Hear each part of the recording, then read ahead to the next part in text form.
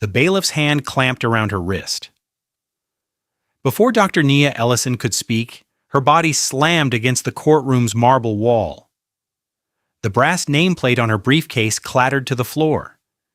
She was the chief medical officer for the State Department of Corrections. Dr. Nia Ellison stood in courtroom 4B of the Traffic Division in Dallas County. She was there for a minor speeding ticket. Officer Bryce Langford, the cop who issued her citation, spotted her from the witness box. He leaned toward Bailiff Curtis Kemp and whispered something.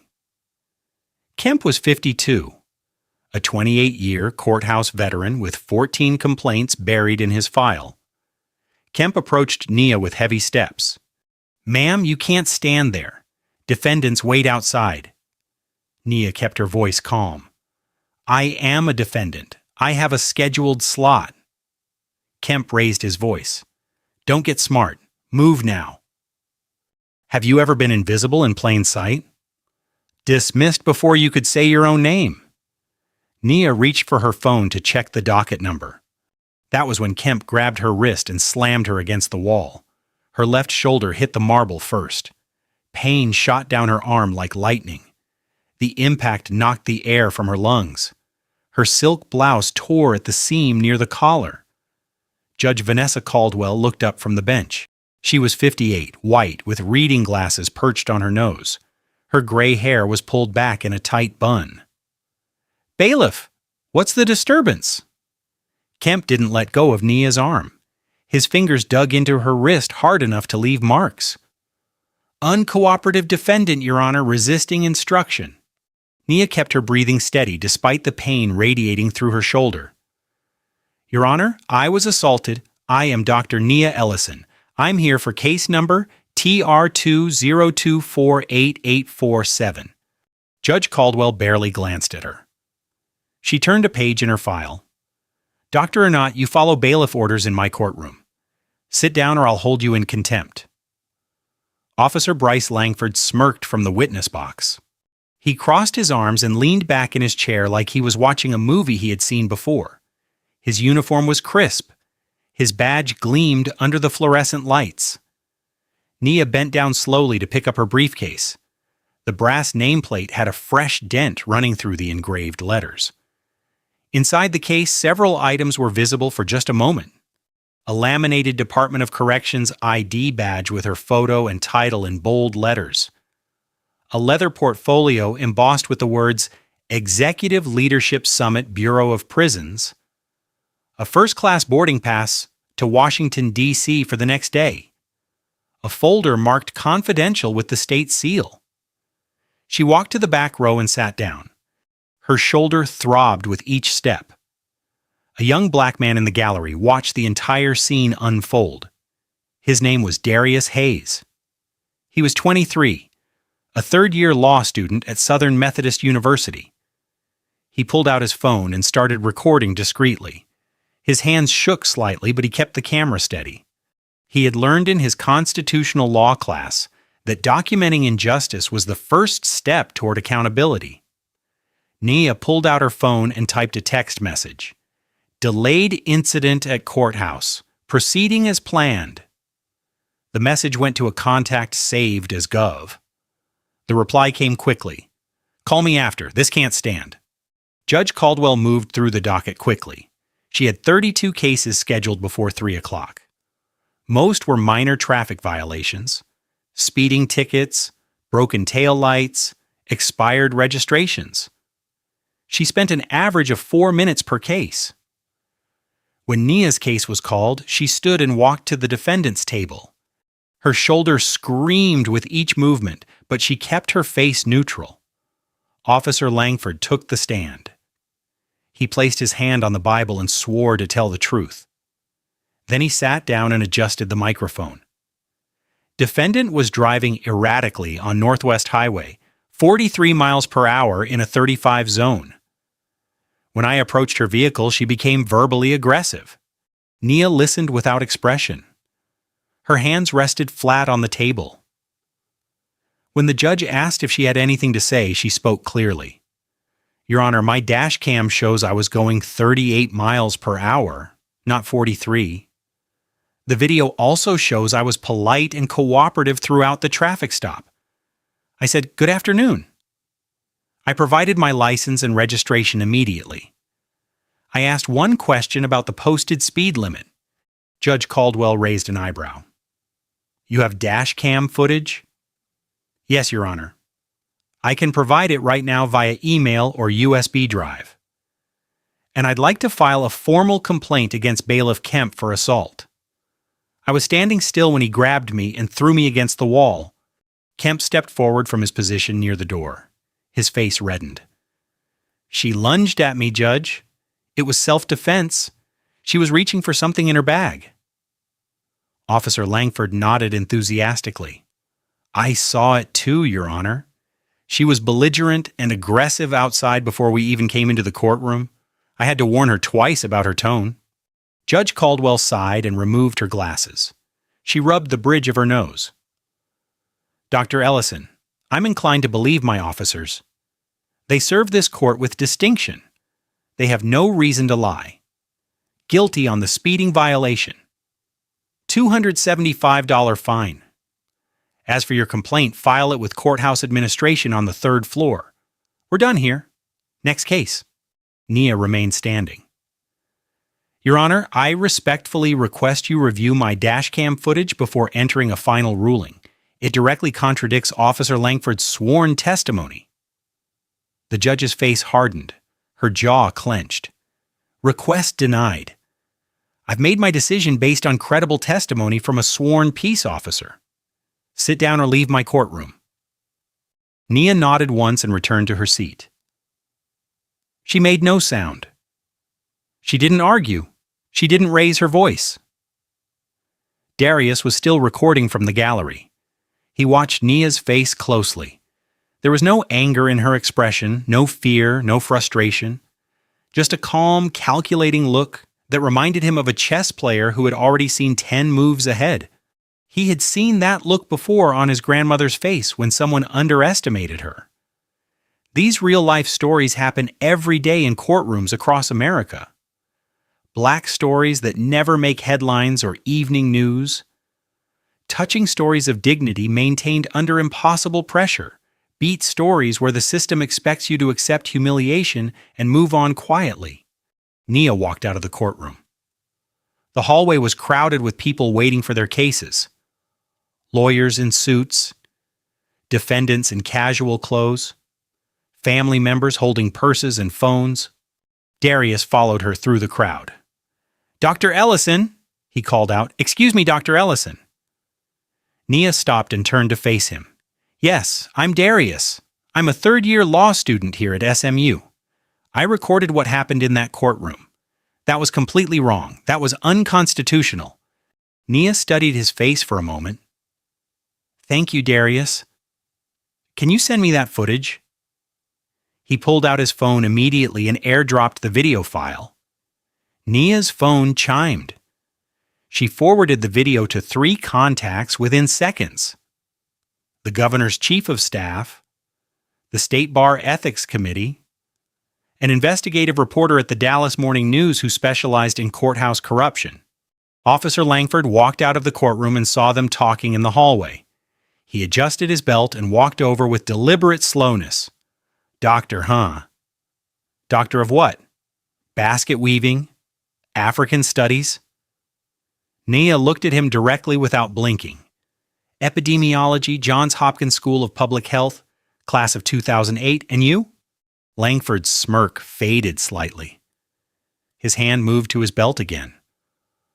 "I don't need a fancy degree to know trouble when I see it." He turned and walked away.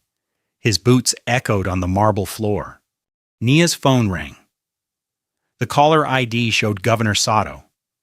She answered as she walked toward the courthouse steps and into the bright Texas afternoon. Darius had posted the video to Twitter. He wrote the caption carefully, checking each word. "Black physician slammed into wall in Dallas courthouse for standing while black. Judge Vanessa Caldwell refused to review video evidence. Bailiff Curtis Kemp has 14 prior complaints. Officer Bryce Langford lied under oath. This is your justice system. Our judge, our Dallas PD, our justice reform, our courtroom accountability, our police reform. The tweet gained 12,000 retweets and reached 43,000. Local news stations started calling Darius's phone. ABC, NBC, CBS, Fox. He forwarded all media requests to Nia's office number at the Department of Corrections. Dallas County Commissioner Reed Callahan watched the video from his office on the 8th floor. He was 61, white, with silver hair and a golf tan. He had held his position for 16 years. He was up for re-election in 8 months, and his polling numbers were already soft. He immediately posted his own tweet. Just saw the disturbing video from our courthouse. We are investigating this matter thoroughly and do not tolerate any form of misconduct. Dallas County is committed to equal justice under law for all residents. Then he texted his assistant to confirm his regular Saturday morning golf tee time with Curtis Kemp at the country club.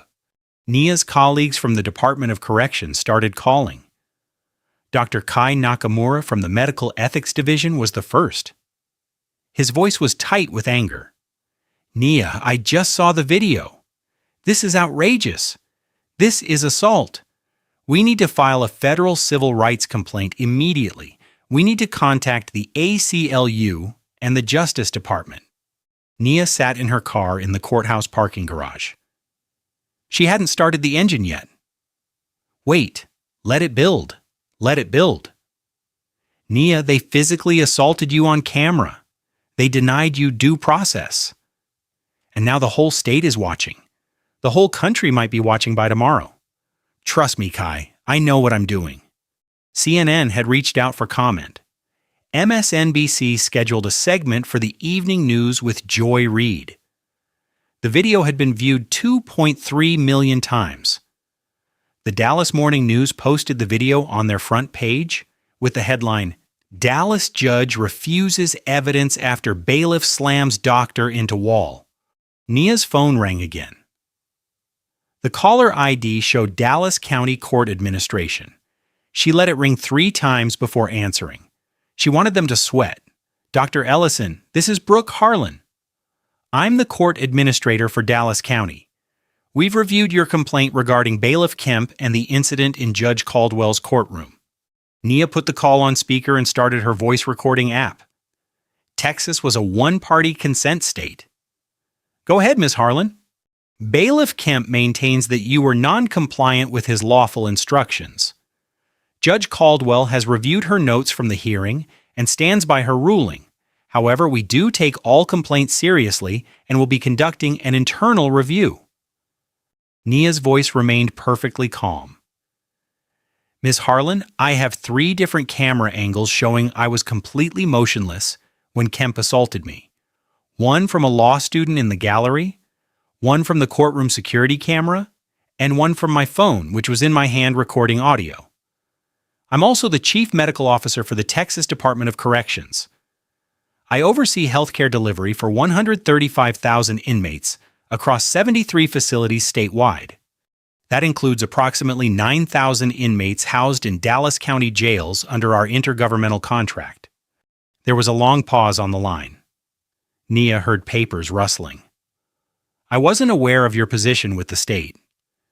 Your healthcare contract with the Texas Department of Corrections is worth $47 million annually. It comes up for renewal. I'm the final signature on that renewal contract.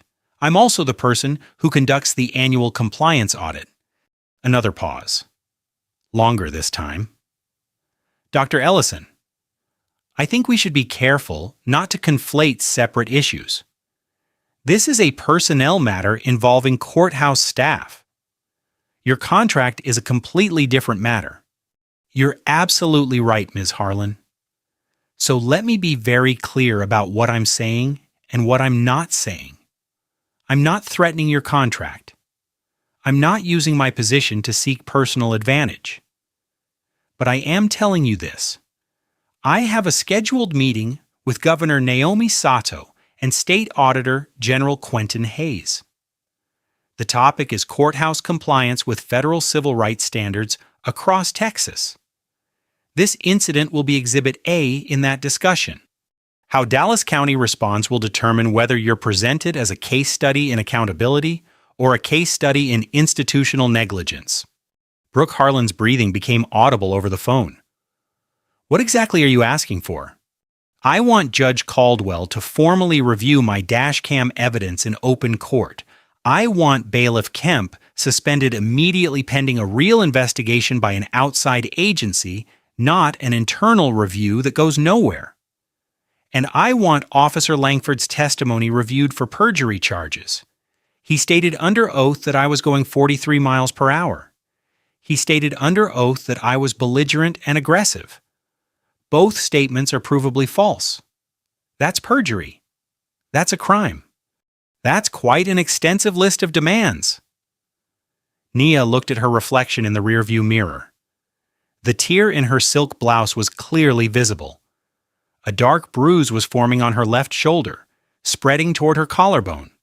So was being slammed into a marble wall for the crime of standing in a courtroom while holding a briefcase and having brown skin. I'll need to consult with the county attorney and the board of commissioners. You have until morning. After that, my meeting with the governor proceeds with or without Dallas County's cooperation.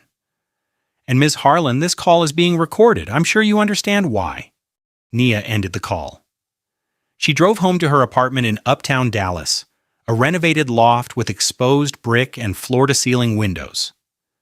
The video had reached 5.8 million views by the time she parked. Her phone showed 37 unread text messages and 19 voicemails. She ignored all of them and spent the evening compiling documents for the morning meeting. She worked until late, cross-referencing case files and statistical analyses. Her doorbell camera captured a dark sedan idling outside her building for 7 minutes before driving away slowly. She zoomed in on the footage. The license plate was registered to the Dallas County Sheriff's Department. She saved the video to 3 different cloud storage accounts. The following morning, Nia walked into the governor's office in the state capitol building in Austin. She had taken an early flight from Dallas Love Field. Governor Naomi Sato stood up from behind her oak desk when Nia entered. She was 54, Asian American, with short hair and rimless glasses. She had served as a federal prosecutor for 12 years before entering politics. She had a reputation for zero tolerance on corruption and civil rights violations. Nia, I watched that video many times last night. I couldn't sleep. I'm furious. What do you need from me? Nia set her briefcase on the polished conference table, the same briefcase with the dented nameplate. I need your patience, Governor. The system is going to overreact now that the media is involved. They'll want to fire people quickly and move on. I don't want performative justice. I don't want symbolic firings that change nothing. I want structural reform. Governor Sato sat down across from her. She poured 2 cups of coffee from a silver carafe. You're the one who got physically assaulted on camera in front of dozens of witnesses. You're remarkably calm about this. I've spent 20 years working inside the criminal justice system, Governor. I know exactly how it eats people alive. I've watched it destroy families. I've watched it crush hope. I don't want revenge against individuals. I want to change the system that made this inevitable. Nia opened her briefcase and pulled out a bound report. The cover was dark blue with gold lettering. It read, Civil Rights Audit, Dallas County Judicial System, 2019 to 2024. Compiled by Dr. Nia Ellison, Chief Medical Officer, Texas Department of Corrections. Confidential. Governor Sato picked it up carefully. It was 47 pages long with extensive footnotes, statistical tables, and legal citations. You've been working on this for 18 months. I started after 3 inmates died in Dallas County custody due to delayed medical care. Judge Caldwell had overridden medical hold recommendations from our physicians in all 3 cases. The inmates needed hospital care. She sent them back to cells. Anyway, when I started digging deeper into courthouse practices, I found patterns everywhere. Nia opened the report to a page marked with a yellow tab. Judge Vanessa Caldwell has a 74% conviction rate for black defendants versus 51% for white defendants charged with identical offenses: speeding, minor drug possession, failure to appear, same charges, different outcomes based solely on race. The disparity is statistically significant beyond any reasonable doubt. Governor Sato flipped through the data tables. Charts and graphs showed clear patterns. This is federal lawsuit territory. It gets worse.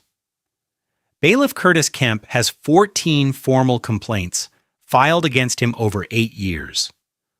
All 14 complainants were people of color. Not a single complaint from a white defendant or visitor. 13 of those complaints were never investigated at all. One resulted in a verbal warning that went into his file and was never mentioned again. The complaints describe a pattern: excessive force, racial slurs, intimidation. Nia turned to another marked page. Officer Bryce Langford has issued 89% of his traffic citations in majority black neighborhoods, despite working a county-wide patrol beat. His citation rate for black drivers is 3.2 times higher than for white drivers when you control for population and traffic volume. His use of force reports follow the same racial pattern. Where did you get all this data? Nia smiled slightly for the first time. Public records requests. Texas has strong open records laws if you know how to use them properly. I requested every case file from Judge Caldwell's courtroom for the past 5 years. Every complaint filed against any courthouse personnel. Every use of force report from Officer Langford's division. Every medical hold override from Dallas County facilities. It took 16 months and 43 separate formal requests, but I got everything eventually.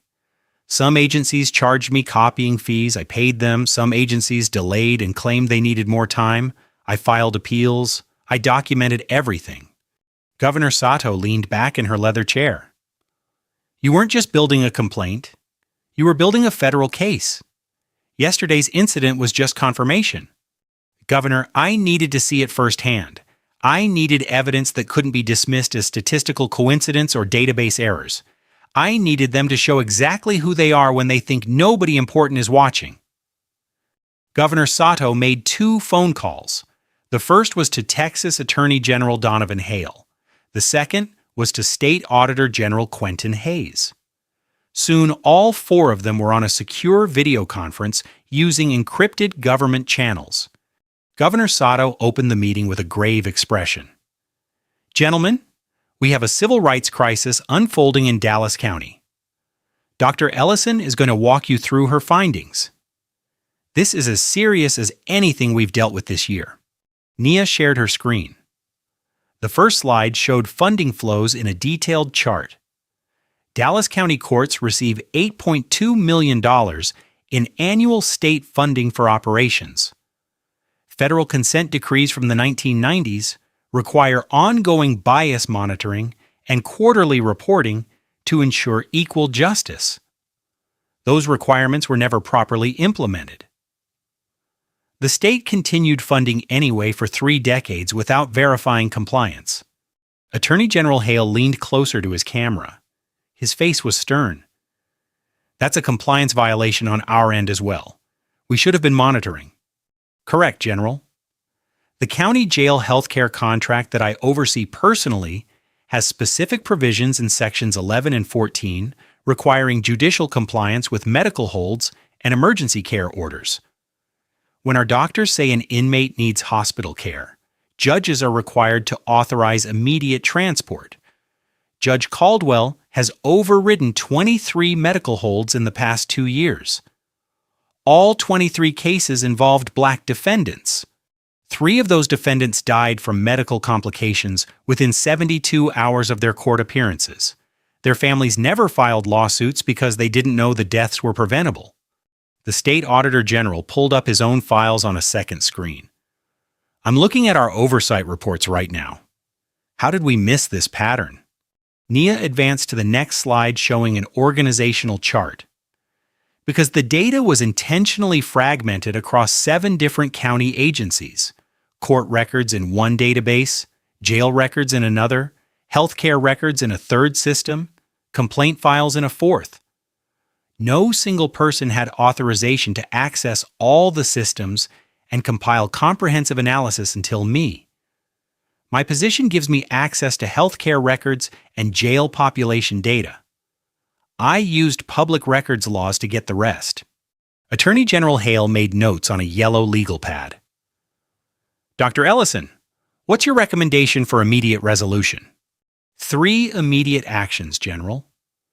First, an independent judicial monitor assigned to Judge Caldwell's courtroom for a minimum of 12 months. Every ruling reviewed by that monitor for bias patterns, public quarterly reports. Second, mandatory implicit bias training for all Dallas County courthouse staff, from judges down to parking attendants. Quarterly assessments with public score reporting. Third, body cameras for all bailiffs using the same standards and policies as police officers. Footage stored independently and available for any complaint investigation. And Bailiff Kemp specifically suspended without pay, immediately pending full investigation. If the investigation substantiates the assault complaint and the pattern of racial bias, termination, and referral for criminal prosecution. Assault by a public servant is a felony under Texas Penal Code Section 22.01. Governor Sato added one more requirement. I want a public apology from Judge Caldwell on the record in open court, not a press release written by lawyers. A real apology that acknowledges what happened and why it was wrong. Attorney General Hale checked his watch. I'm scheduling an emergency meeting with Dallas County leadership this afternoon at their courthouse. Dr. Ellison, can you present this report in person? I'll be there. State Auditor General Hayes spoke for the first time. What leverage do we have if they refuse to cooperate? Nia pulled up a final slide showing contract values and legal clauses. The healthcare contract gives the state termination rights for non-compliance with civil rights standards. That's $47 million. The state operating funds can be suspended for consent decree violations. That's $8.2 million. Federal grants are contingent on civil rights compliance. That's another $14.3 million from HHS and DOJ. Total financial exposure for Dallas County is $69.5 million. They can't operate without that funding. Governor Sato stood up. Then we have everything we need. Let's go remind Dallas County that civil rights aren't optional. In the conference room in the Dallas County Courthouse, the same building where she had been assaulted, Nia walked into a 5th-floor room with dark wood paneling and a long table that could seat 20 people. Judge Vanessa Caldwell sat at one end wearing her black robe. Bailiff Curtis Kemp sat next to his union representative, a heavy-set man in a cheap suit. County Commissioner Reed Callahan kept checking his phone nervously. Court Administrator Brooke Harlan had prepared a thick folder of documents. County Attorney Russell Kane sat at the head of the table in a tailored Navy suit. On the large video monitor mounted on the wall, Governor Sato and Attorney General Hale appeared via secure video conference.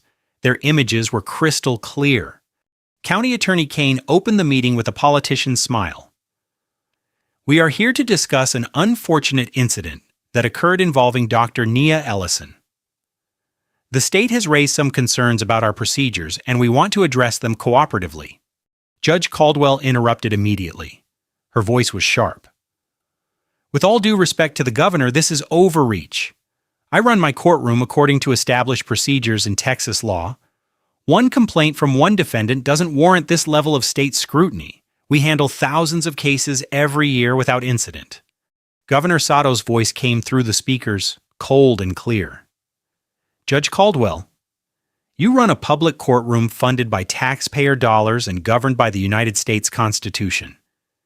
You will comply with federal civil rights law and state oversight standards, or you will be removed from the bench.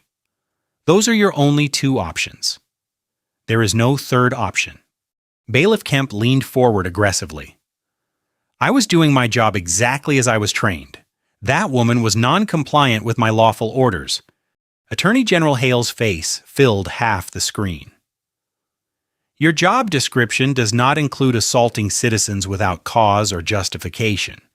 We have 3 independent camera angles showing you grabbed Dr. Ellison without any warning while she was standing completely still. That's not de-escalation procedure. That's not security protocol. That's assault and battery. Commissioner Callahan tried to regain control of the meeting. He held up both hands. Let's all take a breath and calm down. I'm sure we can handle this matter internally through our normal channels. We have an excellent internal affairs process. Nia spoke for the first time since entering the room. Her voice was quiet, but everyone stopped talking. Commissioner Callahan, you've received 41 formal complaints about courthouse conduct over the past 5 years. You've taken disciplinary action on exactly 2 of them. Your internal handling has demonstrably failed for years. She opened her laptop and connected it to the room's presentation system. A detailed spreadsheet appeared on the screen. This is a financial analysis I prepared. Column A shows the value of Dallas County's Department of Corrections healthcare contract by year. Column B shows civil rights compliance scores based on my 18-month audit using federal standards. Column C shows federal funding eligibility, tied directly to those compliance scores. The room went completely silent. People leaned forward to read the numbers. Commissioner Callahan's face went pale. Nia continued in the same calm voice. Right now, Dallas County is non-compliant with 3 separate federal mandates. The Americans with Disabilities Act requirements for medical accommodations in judicial proceedings, Title VI of the Civil Rights Act requirements regarding equal treatment regardless of race or national origin, and the Civil Rights of Institutionalized Persons Act regarding medical care for detained individuals. That non-compliance puts 14. $3 million in annual HHS and DOJ grants at immediate risk of suspension. The DOC healthcare contract I personally oversee is worth $47 million annually. If I note non-compliance in my quarterly report to the governor, the state can terminate that contract for cause under Section 12.4 of the Intergovernmental Agreement. You would have exactly 30 days to relocate 9,200 inmates currently housed in Dallas County facilities. County Attorney Kane's face went white. His hand shook slightly as he picked up his water glass. That would completely bankrupt our jail system. We couldn't possibly absorb that financial loss. Then I strongly suggest you consider my proposal very carefully. Judge Caldwell, you will issue a public apology in open court, not a written statement, not a press release drafted by your attorney. You will stand in your courtroom and apologize directly for what happened.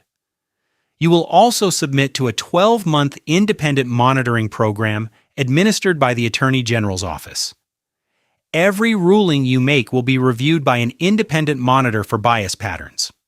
Those reviews will be public record available to any citizen who requests them. Judge Caldwell started to object. Her mouth opened. Nia kept talking without pause. Bailiff Kemp, you are suspended without pay effective immediately for a minimum of 60 days while a real investigation is conducted by the Texas Rangers Public Integrity Unit, not by county internal affairs. If that investigation confirms misconduct and a pattern of racial bias, you will be terminated for cause and criminal charges will be filed. Officer Bryce Langford, your citation patterns and all sworn testimony records will be comprehensively reviewed by the Department of Public Safety Internal Affairs Division.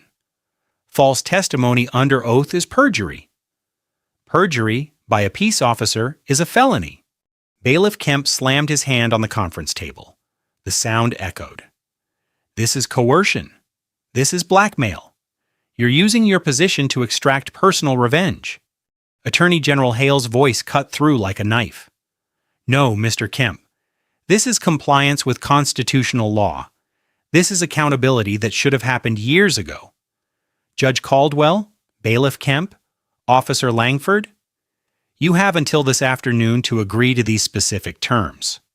If you refuse, I will file an emergency motion with the Fifth Circuit Court of Appeals by evening to impose a federal consent decree on Dallas County. That decree will remove local control of your judicial procedures for a minimum of 5 years.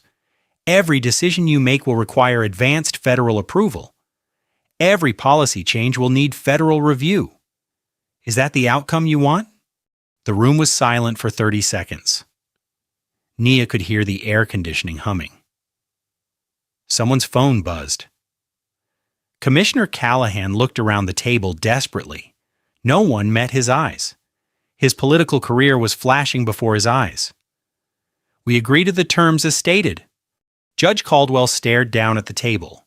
Her hands were clasped together tightly. I'll issue the apology in open court. Bailiff Kemp glared at Nia, but his union representative put a hand on his arm and whispered something. Kemp nodded stiffly. Attorney General Hale made a note on his legal pad. In open court, Dr. Ellison will be present. If the apology is insufficient or attempts to minimize what occurred, the consent decree motion will be filed within 1 hour. Are we absolutely clear? Judge Caldwell nodded without looking up. Yes. Nia closed her laptop. One more thing.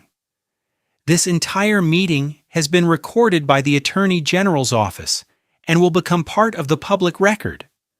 Your compliance isn't optional or temporary. It's legally binding as of this moment. County Attorney Kane cleared his throat. Is that everything? Governor Sato answered from the screen. For now. Dr. Ellison, do you have anything to add? No, Governor. I believe we have a clear path forward. I'll file my compliance report as scheduled. The video conference ended. The screen went black. Nia stood and picked up her briefcase. The same briefcase with the dented brass nameplate. She walked toward the door. Judge Caldwell spoke quietly. Dr. Ellison. Nia stopped but didn't turn around. I'm sorry, I should have listened. Nia turned and looked at her. Say it where it matters. She walked out of the conference room and down the marble hallway. Her footsteps echoed in the empty corridor.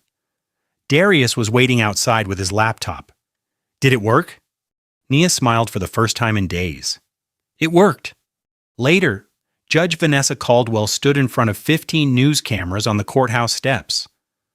The late afternoon sun was brutal. Her hands shook as she unfolded a handwritten statement. She had refused to let the county attorney write it for her. She had written it herself at her kitchen table. I want to apologize directly to Dr. Nia Ellison for the treatment she received in my courtroom. I failed to uphold the dignity and respect owed to every single person who appears before me, regardless of their race, background, or circumstances. I failed to properly review evidence before making a ruling. I failed to question the actions of courthouse personnel when I witnessed what appeared to be excessive force. I failed to create a courtroom environment where all people feel safe and heard. I failed as a judge and as a human being. I will cooperate fully with all reform measures being implemented by the state. I will work every day to regain the public's trust. I'm sorry. Her voice broke on the last word. She looked smaller somehow standing at the podium. Not villainous or intentionally cruel. Just a person who had been comfortable with power for too long and forgot what accountability felt like. The cameras captured every moment. The video would be played on every news station in Texas that evening. The formal investigation into Bailiff Curtis Kemp took 6 weeks. Texas Rangers interviewed witnesses, reviewed security footage, and compiled evidence. They reviewed all 14 complaints filed against him over 8 years. They interviewed 23 different people who had had interactions with Kemp. They pulled security footage from dozens of court appearances over multiple years. They analyzed patterns. 11 of the 14 complaints were substantiated with clear evidence. 2 more were likely valid but lacked sufficient documentation. Only 1 was determined to be unfounded. Kemp was officially terminated.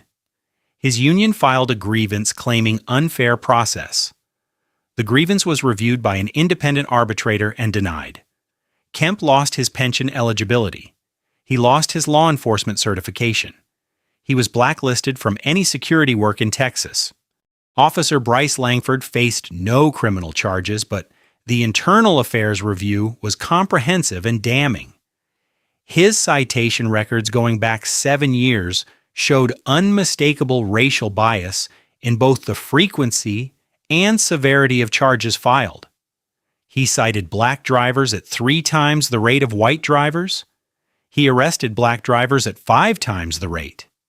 He used force during traffic stops at 8 times the rate for black drivers. The statistical evidence was overwhelming. Langford was reassigned to desk duty, processing paperwork and answering phones. A formal disciplinary memo went into his permanent file. His chance of promotion was effectively 0. He would never work patrol again. 3 months later, he resigned from the police department. 90 days after the incident, Dallas County became the pilot site for a comprehensive new program called the Courtroom Equity Project. The program had 3 main components.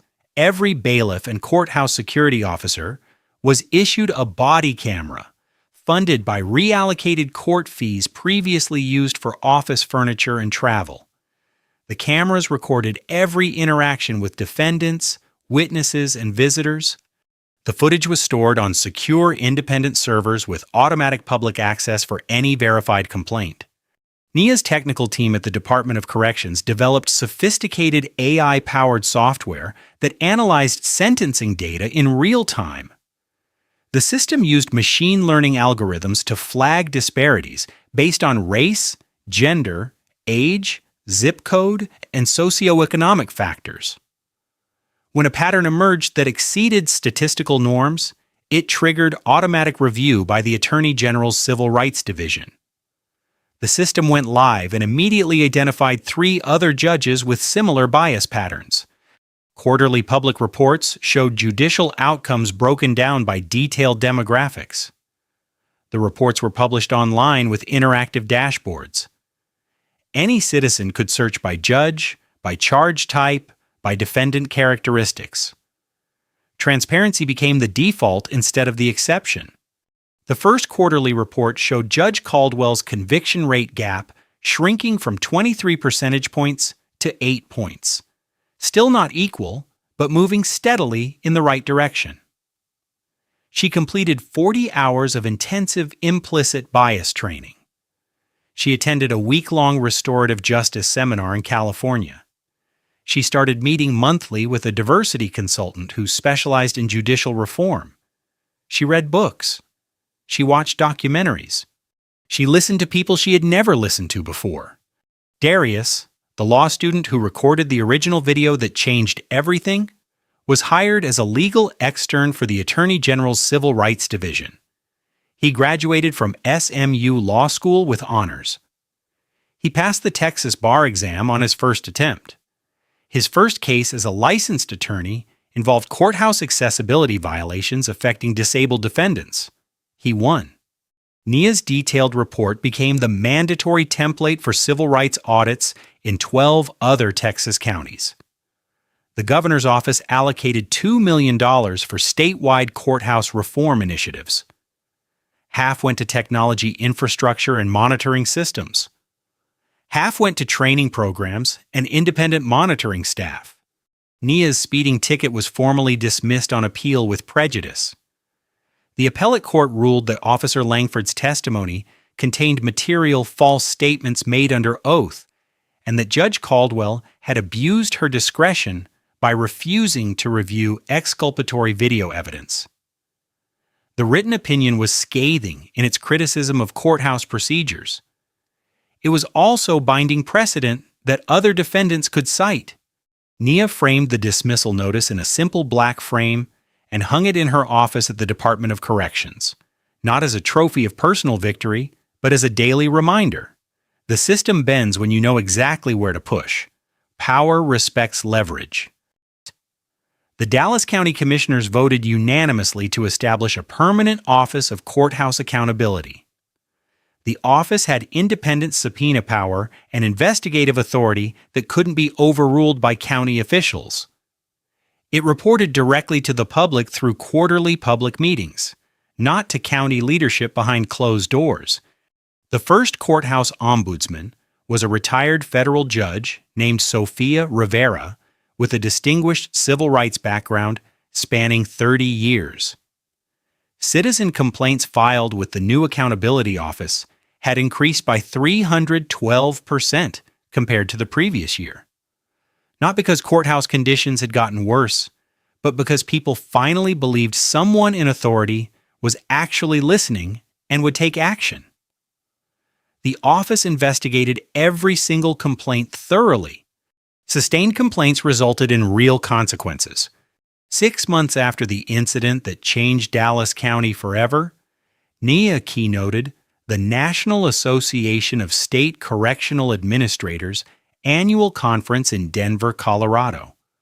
400 people filled the hotel ballroom.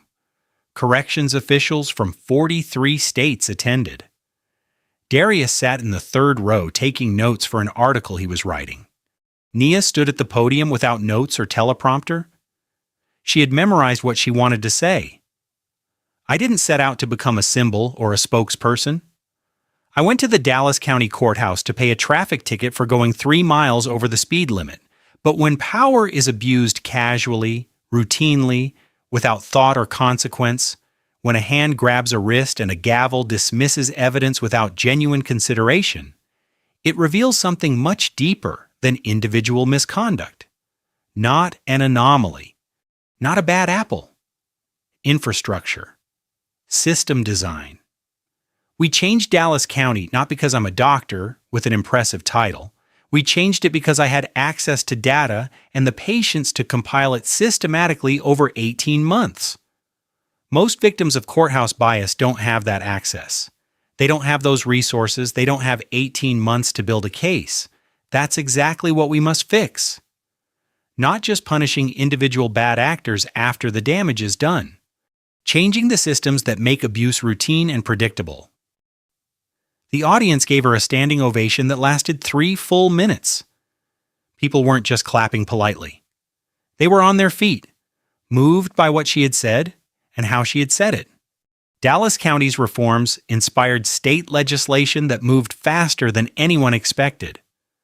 The Texas Courtroom Accountability Act passed both chambers with overwhelming bipartisan support. Rural Republicans and urban Democrats voted together. It mandated body cameras for all courtroom security personnel statewide with no exceptions. It created a searchable public database of judicial decisions with detailed demographic breakdowns. It established an independent ombudsman office in every county with more than 500,000 residents. Curtis Kemp now works security at a shopping mall in Fort Worth. He checks receipts at the exit. A newspaper reporter found him doing an anniversary story. "I thought I was keeping order and maintaining safety," he told her quietly. "I didn't realize I was just keeping certain people down and making them feel unwelcome. I think about Dr. Ellison every single day. I wish I could take it back." Bryce Langford left police work entirely after his resignation. He enrolled in community college to study social work. He wants to help people instead of arresting them. He sent Nia a handwritten letter explaining what he had learned and how he had changed. Nia didn't respond, but she kept the letter in her desk drawer. Forgiveness takes time.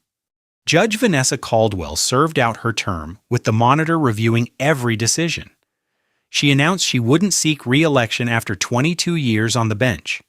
She now volunteers 3 days a week with a re-entry program helping formerly incarcerated people navigate the legal system. She teaches them about their rights. She helps them understand court procedures. She tries to be the judge she wishes she had been. On a quiet evening, Nia sat in her office with the lights dimmed and watched news coverage of another courthouse incident on her computer. This time in Phoenix, Arizona. A young Latino man shoved by courthouse security for asking a question. Video going viral. Thousands of comments. Calls for accountability and justice. Her assistant knocked on the door frame. Dr. Ellison, do you ever regret how hard you pushed? Do you ever regret making it so public? Nia looked at the dented brass nameplate sitting on her shelf. She had never had it repaired or replaced. I regret that I had to push it all. I regret that the system doesn't self-correct when it harms people. But no, I don't regret the fight. Systems don't fix themselves. They need proof. They need pressure. They need people willing to endure discomfort and criticism for necessary change. She opened her briefcase, the same briefcase from that day. The brass nameplate still bore the dent from when it hit the courthouse floor. She touched it gently. Scars are data too, she said softly. These touching stories of resilience and quiet power matter more than ever. These black stories of intelligence defeating injustice need to be amplified. These real-life stories of systemic change prove that beat stories don't have to end with defeat and resignation. Nia Ellison walked into a courtroom invisible and dismissed. She walked out a catalyst for change across an entire state. This kind of transformation is possible everywhere.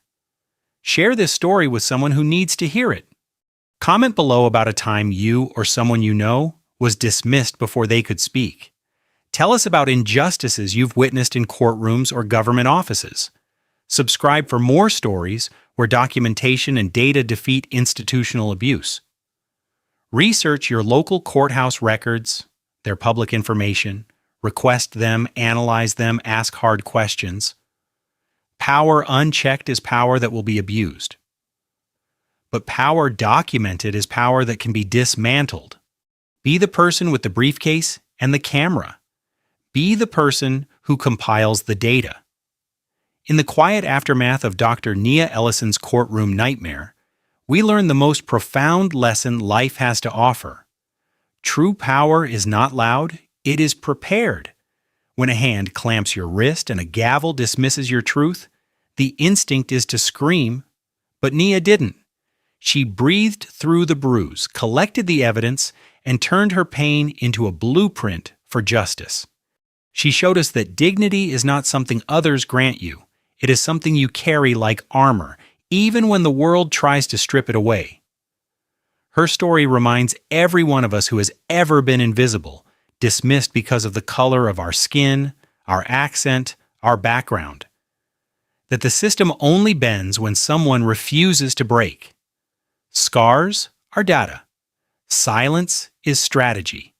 And the quietest voice, armed with facts and unbreakable calm, can rewrite laws, topple careers, and spark statewide reform. Nia didn't seek revenge, she demanded redesign. That is the kind of strength that moves mountains, not with rage, but with relentless, strategic love for what is right. If Nia's story touched something deep inside you, if you've ever stood in a room and felt unseen, or watched someone you love be humiliated by power, I want to hear it. Drop your story in the comments right now. Tell us about the moment you were dismissed before you could speak, or the injustice you witnessed that still keeps you up at night. Your words matter. They are the next piece of evidence the world needs. And if you believe, like I do, that documentation beats institutional abuse every single time, hit that subscribe button and turn on notifications. Together, we'll keep shining light where darkness hides. One story, one data point, one act of quiet courage at a time. Be the person with the briefcase. Be the person with the camera. Be Nia. Thank you for watching.